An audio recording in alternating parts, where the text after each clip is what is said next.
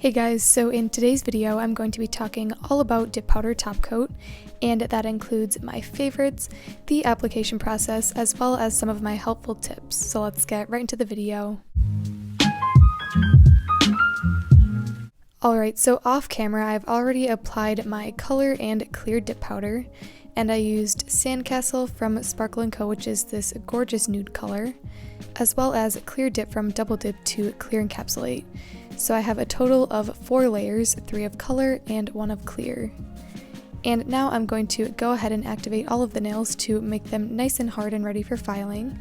So I'm using my double dip activator and I'm applying 2 generous layers of this to all of my nails. Now in one of my last videos, I mentioned that I was planning on making a dip powder top coat video, and a lot of you guys seemed pretty excited, so I figured I would go ahead and show you guys my process, as well as give you some helpful tips since I do normally use gel top coat on my channel, but I know a lot of you like to use dip top coat, so I thought I would make this video and try and help to the best of my ability. So after the activator has fully hardened, I'm taking my nail file and I'm first going to go along the free edge of all of my nails to perfect the shape and make them nice and smooth.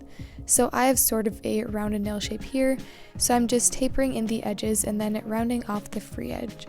And this is a pretty simple process. It's a little bit hard to show on camera, but you guys get the idea. Then I'm taking the file and going along the surface of the nail, so I like to go up and down on the free edge just to taper it down and smooth it out, and then I like to go around the cuticle area, just making it flush with the natural nail, and then I go over the rest of the surface of the nail to make it nice and buffed out. Now this filing process will leave some slight scratches in the nail, and I will show that here, so you can definitely see these scratches and texture. And that is what the file will do. Now if you were using gel top coat, you would stop here and apply the gel right on top because the gel likes something to grip to. But since we are using dip top coat, you want a super smooth surface. So I'm using this worn down buffer. You don't want something super gritty like this little part, you want something pretty fine. And then I'm just going to take that and go along the whole surface of the nail to buff out any of those harsh scratches and make the nail really smooth to the touch. And the reason you want to do this is because the dip powder top coat is sort of like a lacquer. It will show any scratches in the nail and you don't want that visible. So here are what the nails look like, nice and smooth. And now I'm taking the activator one more time and I'm applying another layer. Now this is a crucial step because the dip powder top coat needs this activator layer to properly dry, so if you experience some matte effect or it not drying shiny, that could be why. And after letting it sit for about a minute, I'm taking a lint-free wipe and I'm removing any excess activator. This is also crucial because if there is any excess activator on the nail, it will harden up your dip powder top coat and ruin the brush. So here is the dip top coat I'm using. It is by Double Dip, and I'm going to start by applying 1 thin layer in thin quick strokes. You want to apply a super thin layer of this top coat, 1 that will help it dry properly, and 2 you don't want it to get all bulky or bubbly on the nail.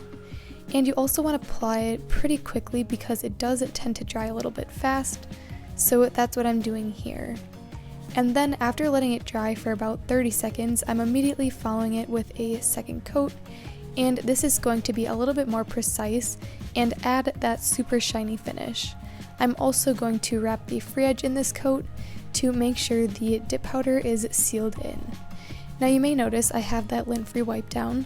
If you get any dust or particles on your brush, you can totally wipe off your dip powder top coat brush, and that will prevent it from contaminating the rest of the top coat.